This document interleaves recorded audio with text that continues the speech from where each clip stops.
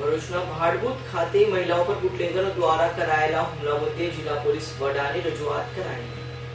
ભરૂચ જિલ્લા પોલીસ વડાને આપેલ અરજીમાં ભાડભૂત ગામની મહિલાઓએ જણાવ્યું હતું કે ભાડભૂત ગામે કેટલાક કિસ્સાઓ દ્વારા દારૂ વેચાણનો ધંધો પોલીસની રહેમનજર હેઠળ ચાલી રહ્યો છે, જેથી ગામના યુવાનો દારૂ પીધેલી હાલતમાં આવી મહિલાઓને મારઝૂડ કરે છે અને મજૂરી કરી ગુજરાન કરતી મહિલાઓના નાણાંના દારૂ વેડફે છે। તારીખ 17-15 ના રોજ ભાડભૂત ગામના ગૌરીબેન ઈશ્વરભાઈ માછીને યુવાન મહિલાઓએ દારૂ અંગે કકળાટ કરતા અગ્નિસ્નાન કરી આત્મહત્યા કરવાનો પ્રયાસ કર્યો હતો, જેના અનુસંધાને 20 ના રોજ ભાડભૂત ગામની મહિલાઓ દારૂ વેચનાર બુટલેગરોને ત્યાં દારૂ બંધ કરાવવા ગઈ હતી, ત્યારે ભાડભૂત ડેપો પાસે અરવિંદ વસાવા, કનુ વસાવા, બુધા વસાવા તથા અન્ય 13 માણસો અને મહિલાઓએ મરચાની ભૂકી તેમજ પથ્થરનો મારો કર્યો હતો, જેમાં ચંદ્રિકાબેન, સંગીતાબેન, ભારતીબેન અને મીનાબેનને ઈજાઓ પહોંચી હતી, જેમને સારવાર અર્થે ભરૂચ સિવિલ હોસ્પિટલમાં દાખલ કરવામાં આવ્યા હતા। ભરૂચ તાલુકા પોલીસ દ્વારા તમામ આરોપીઓને છોડી મૂકવામાં આવ્યા છે। ભાડભૂત ગામે હાલ શ્રીજી મહોત્સવ ચાલી રહ્યો છે, તેમજ અંકલેશ્વર તથા આજુબાજુના ગ્રામ્ય વિસ્તારોમાં મોટા કદના શ્રીજીઓનું વિસર્જન ભાડભૂત ખાતેની નર્મદા નદીમાં કરવામાં આવે છે, ત્યારે સુલેહ અને શાંતિ માટે કાયદાની વ્યવસ્થા જળવાઈ રહે તે માટે દારૂબંધીનો અમલ કરાવવા વિનંતી કરવામાં આવી હતી। 19/9/2015 ના રોજ ગૌરીબેન ઈશ્વરભાઈ નામની માછીમારની એક 21 વર્ષની મહિલા પોતાના પતિથી દારૂથી કંટાળીને અગ્નિસ્નાન કરી દીધું અને 20મી તારીખે મરણ છે। 20મી તારીખે મરણ થવાથી ગામની મહિલાઓએ એકત્ર થઈને નક્કી કર્યું કે હવે આપણે આ મહિલાઓ દારૂ પીને દારૂના કારણે હત્યાઓ થઈ રહી છે, તો આપણે દારૂ ગામમાં બંધી કરાવીએ અને 20મી તારીખે ગામની તમામ જ્ઞાતિની મહિલાઓ એકત્ર થઈ અને અડ્ડાવાની ઉપર જઈને રેડ પાડી અને દારૂ પકડી લાવ્યા પછી 21મી તારીખે ફરી પાછો દારૂ વેચાતો હતો અને ફરી પાછી આ મહિલાઓ ત્યાં દારૂ બંધ કરાવવા ગઈ।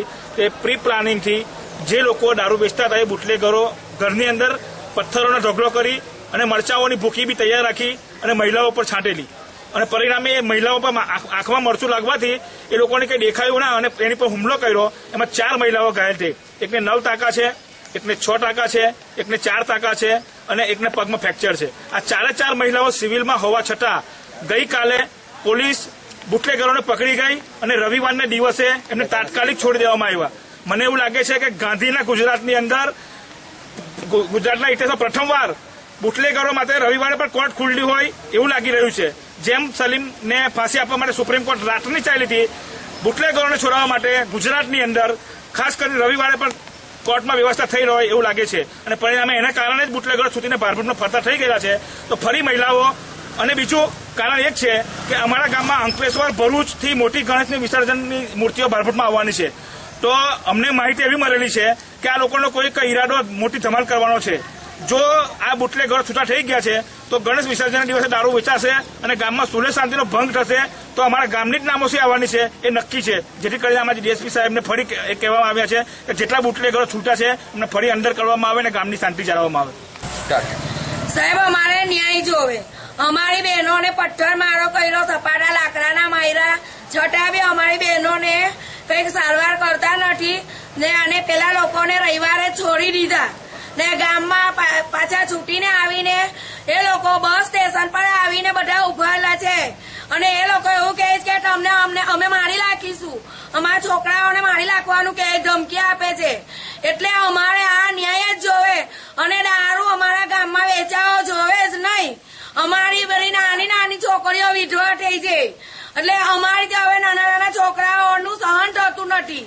કઈ મજૂરી કરીને આવે તો પીવાવાળા અમારા બહેનોને મારે છે, જમવા દેતા નથી, કમાઈનું રહેવા નથી દેતા, માણસો લઈ લે, માણસો પીવા જાય ત્યાંથી એ લોકોના ખિસ્સા તપાસીને પૈસા કાઢી લે વસાવા લોકો અને અમને ધમકી આપે છે કે તમને તલવારો મારીને મારી નાખીશું, અમે રાતના આવીશું તમને મારી નાખવા। તમે અમારું શું કરી લીધું? એટલે અમે તો હવે છૂટીને આવી ગયા અને પીવાવાળા એવું કહે છે કે 10 ડબ્બા તમે પોલીસ લાવશો છતાં બી અમે છાતી ધોકીને વેચીશું, તમારું કોઈ ચાલે નહીં। અમે તો 10-10 રૂપિયા સેક્શન, 10,000 રૂપિયા પોલીસ વાળાને સેક્શન આપીએ જ, એટલે અમારું તમે શું કરી લેશો? અભિષેક રિપોર્ટ, S9 ન્યૂઝ ભરૂચ।